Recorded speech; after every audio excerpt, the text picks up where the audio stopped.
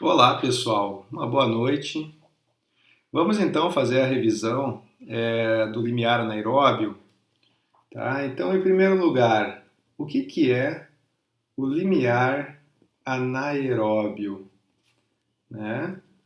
O limiar anaeróbio é a transição entre um metabolismo que é essencialmente aeróbio para um metabolismo, né, essencialmente anaeróbio. Então, o que acontece?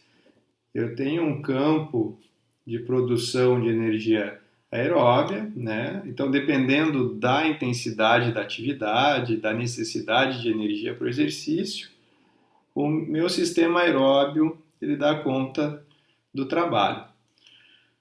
Vai chegar um momento, né, que com o aumento da intensidade do trabalho, eu não consigo mais, com o sistema aeróbio, dar conta desse nível de atividade.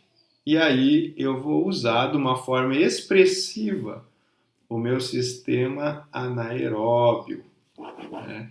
E aí, nesse momento, eu não paro de usar minha produção de energia aeróbia, ela continua no limite, mas eu preciso de uma forma expressiva do sistema anaeróbio, que vai me levar à fadiga, né?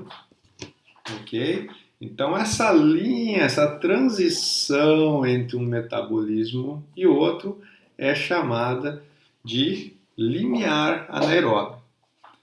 Então, o limiar anaeróbio, ele é esse momento, e esse momento ele pode ser visto, né, esse fenômeno, de vários pontos de vista, né? Se eu for olhar ele do ponto de vista da frequência cardíaca, né, eu consigo, pela frequência cardíaca, observar o limiar anaeróbio. Então, tem um pesquisador, né, o Conconi, né, que desenvolveu, então, o teste, né, o teste de Conconi.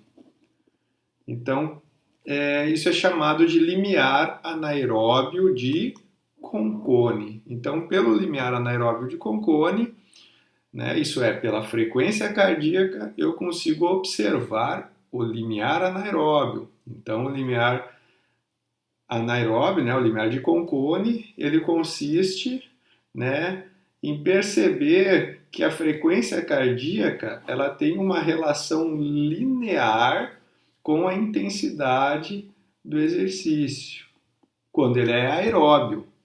Quando ele passa a ser anaeróbio, eu tenho uma declinação dessa reta. Por quê? Porque embora aumente a intensidade do trabalho, a frequência cardíaca ela não continua aumentando nessa mesma proporção. Isso significa que eu estou recebendo energia por outra via que permite que eu aumente a intensidade do trabalho, mas não é o oxigênio, né? Pois não está a frequência cardíaca acompanhando como acompanhava durante o exercício essencialmente aeróbio.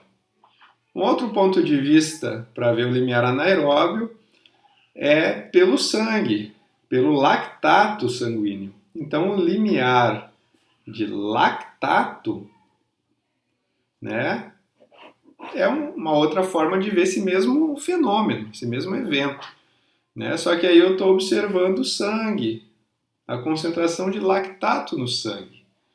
Então eu já tenho lá um outro vídeo que vai falar sobre o lactato e essa relação aí com a intensidade do esforço.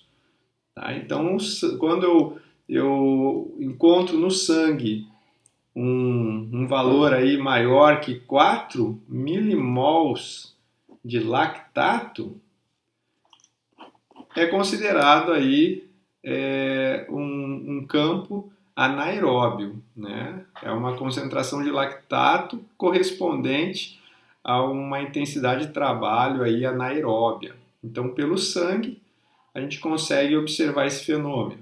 Consigo observar também pela ventilação, e aí se chama limiar ventilatório. E o limiar ventilatório, ele está tratando desta mesma condição. Só que agora eu estou observando a relação entre o gás carbônico que é produzido com o exercício e o oxigênio que é consumido. Isso se chama quociente respiratório. Ou então ainda índice de troca respiratória. O índice de troca respiratória. Por quê? Quando eu equilibro a quantidade produzida de gás carbônico para o que eu vou consumir de oxigênio, por exemplo, 6:6, eu vou ter um QR, um quociente respiratório igual a 1. Isso é, 100% da energia ela está vindo de carboidratos nessa condição. Se o QR for maior do que 1, isso significa o quê? Que eu estou expirando mais gás carbônico do que consumindo oxigênio.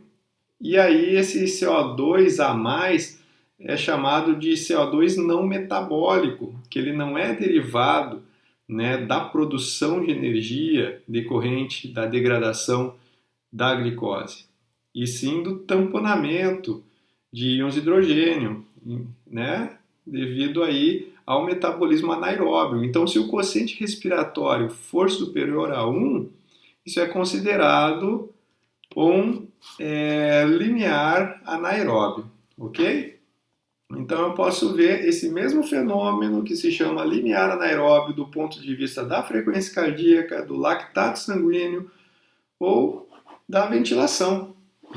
E ele tem esses nomes, limiar de Concone, limiar de lactato, limiar ventilatório, todos eles correspondem ao limiar anaeróbio. Ok, pessoal? Então, por hoje era isso. Uma boa noite a todos e até a próxima.